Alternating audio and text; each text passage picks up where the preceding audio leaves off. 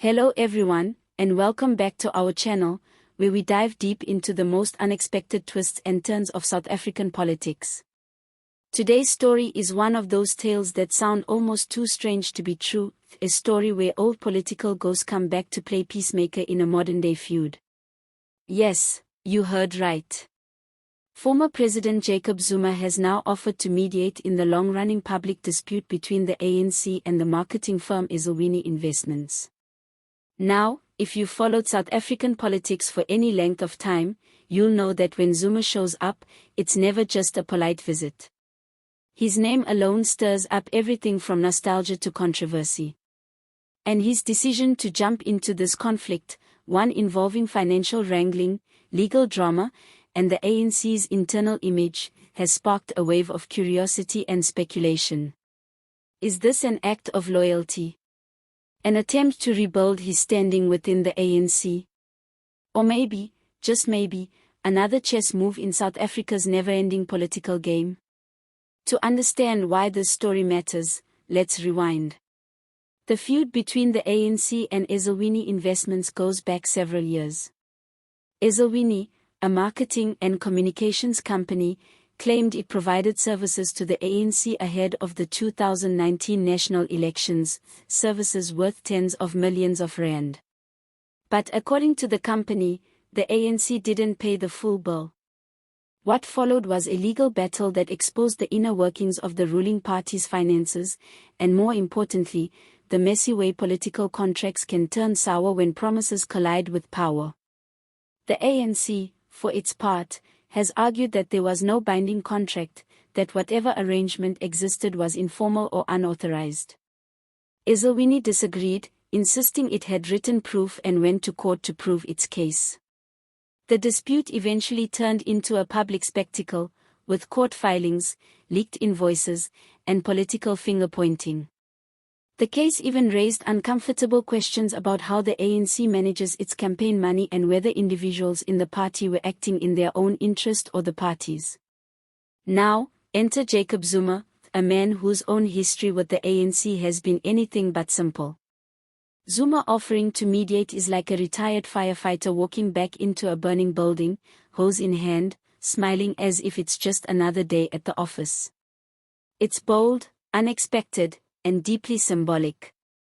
On one hand, it suggests Zuma still sees himself as a guardian of the ANC's unity. On the other, it reminds us of how his political shadow continues to loom large over the party, even after his resignation in 2018.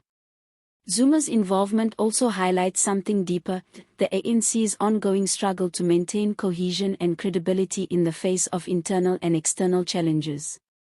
The Ezulweni saga may look like a business dispute, but it's actually a reflection of the ANC's broader crisis, a mix of financial strain, leadership uncertainty, and public distrust. The fact that a former president feels compelled to step in shows just how desperate the situation has become.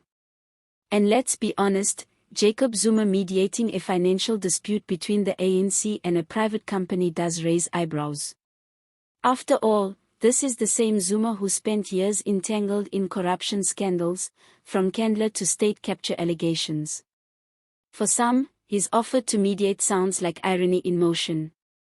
For others, it's a reminder that Zuma, despite everything, still commands respect among certain ANC factions, especially those nostalgic for his era of populist politics and rhetorical fire. But here's where things get even more interesting. Zuma's offer to mediate may not just be about peace. It could also be about positioning. The former president has been increasingly visible in recent months, particularly through his association with the MK party, which bears the name of the ANC's former armed wing, Umkhonto we Sizwe. Many see Zuma's re-entry into public disputes like this as part of his broader effort to reshape his political image, from accused to elder statesman, from controversial leader to national negotiator. And make no mistake, the ANC needs all the help it can get right now. The party's finances are strained, workers have gone unpaid at times, and the public image of the organization has taken a beating. A messy, public court fight with a marketing firm only adds to the perception of chaos. Having Zuma appear as a peacemaker could, in theory, help soften the damage, or at least divert some of the negative attention. But whether that actually works is another story.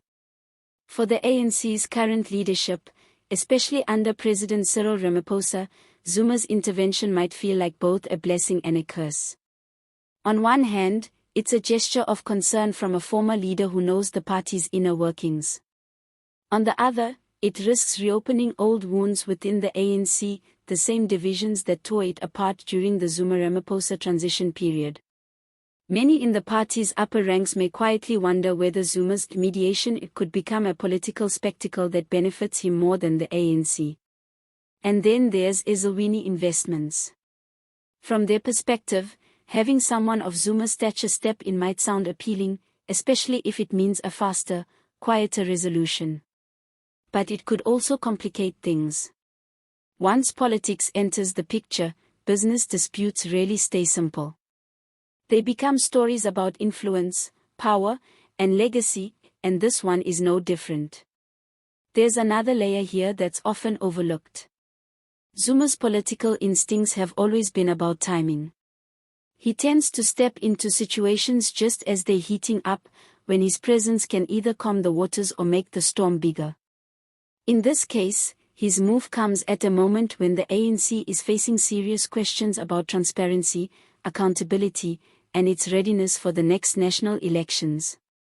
By volunteering as a mediator, Zuma positions himself as both insider and outsider, the man who built the house, left it in controversy, and now returns offering to repair the cracks.